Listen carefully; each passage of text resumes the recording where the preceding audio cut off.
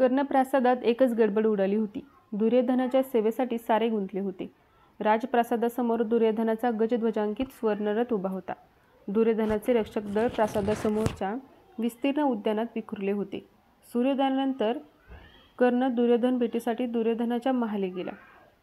कर्णाने नम्रपणे दुर्योधनाला वंदन केले, पण ते पुरे होण्याआधीच कर्णाला जवळ घेत दुर्योधन म्हणाला, हा औपचारिकपणा सोडून दे. तू अंगराज आहेस, माझा मित्र आहेस, त्या दोन्हीही आपल्याच कृपा. केव्हा आलास? निरोप मिळताच निघालो. रात्री आलो. तेव्हा आपण निद्राधीन झाला होता. आपण अचानक आलात, त्यामुळं आपल्या स्वागताला काही कमतरता पडली नाही. घर मला परकं आहे का?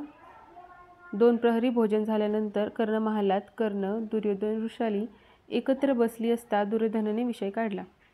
कर्णा, फक्त तुझ्या भेटीस्तवर मी इथवर आलो नाही. मी तुला नेण्यासाठी आलोय. जशी आज्ञा. कुठं म्हणून विचारलं नाहीस? तो माझा अधिकार नाही. तुझा पराक्रम दाखवण्याची एक संधी आपल्या पावलानं चालून आली. पराक्रम? हो. मी तुला स्वयंवराला नेण्यासाठी आलोय. द्रुपद राजकन्येच्या. बरोबर. तुला आमंत्रण आलं असेलच ना? होय.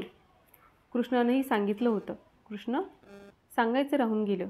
8 दिवसांपूर्वी द्वारकाधीश कृष्ण इथे आले होते. इथं आले होते? कशासाठी? यांना भेटायला, वृषाली म्हणाली. ते 2 दिवस फार चांगले गेले. असं? दुर्योधन विचारात गुंतला. का? मित्रा, कसला विचार करतोस? कर्णाने विचारलं. कृष्णाचं काही काम होतं? मुळीच नाही. ते कामरूप देशी तपश्चर्येला गेले होते. परतताना अचानक त्यांनी इथं वास्तव्य केलं. दुर्योधन हसला. आपल्या मांडीवर थाप मारीत तो म्हणाला, या जगात अचानक असं काही घडत नाही. आपल्याला मागचा पुढचा काही संदर्भ माहीत नसतो, म्हणून ते अचानक भासतं. मी सांगतो कृष्ण का आला होता ते. का? कारण एकच, जरासंधाची भीती. कामरूप अंगदेश यावर सत्ता त्याची. तो त्या कृष्णाचा वैरी. त्या जरासंधाचा पराभव करून सख्य जोडणारा फक्त तू एकटाच आहेस.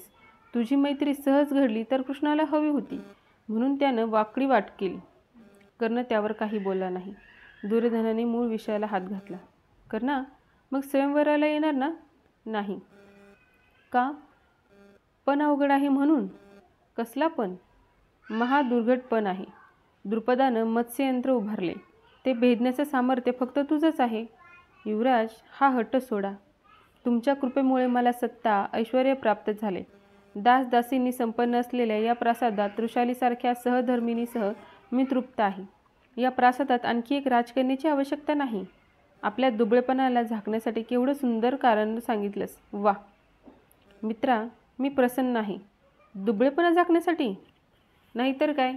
त्या मत्स्ययंत्राचं नाव ऐकताच कौरवसभेतल्या एकेका वीरांनी अनेक कारणं सांगून माघार घेतली.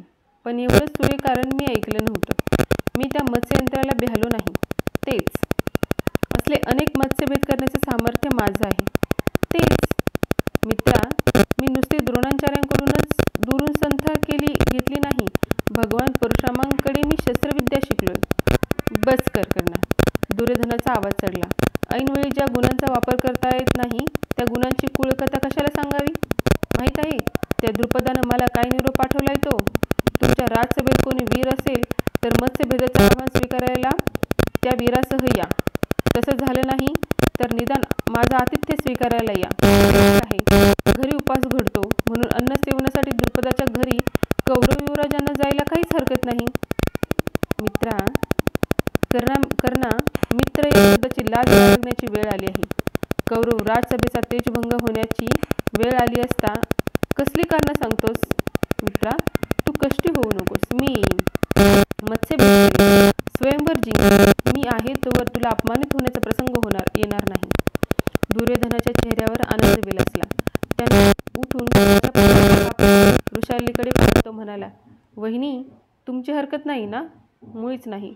राजकन्येचं या घरी स्वागत करण्यात मला आनंदच वाटेल.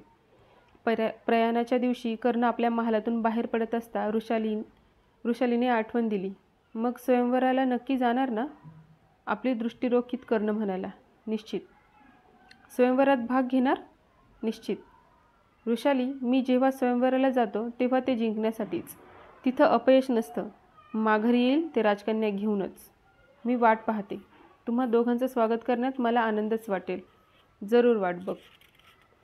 वृषालीला आपल्या मिठीत घेत कर्ण गुदमरलेल्या आवाजात म्हणाला. प्रिये, सवत कल्पनेइतकी कधी चांगली नसते म्हणतात. कर्णाच्या मिठीतून सोडवणूक करून वृषाली म्हणाली. तो विश्वास नसता तर राजकन्या घरी आणायला मी अनुमती दिलीच नसती. तेवढी भोळी नाही मी. वृषालीच्या बोलण्याने कर्ण तिथेच थबकला. हर्षित मानाने त्याने वृषालीकडे पाहिले आणि तो म्हणाला. चल, युवराज तिष्ठत असतील. आपल्याबरोबर कोण येतंय? चक्रधर आहे ना? वृषाली हसून म्हणाली. उगीच विचारलं. ते न विचारताही मला समजायला हवं होतं.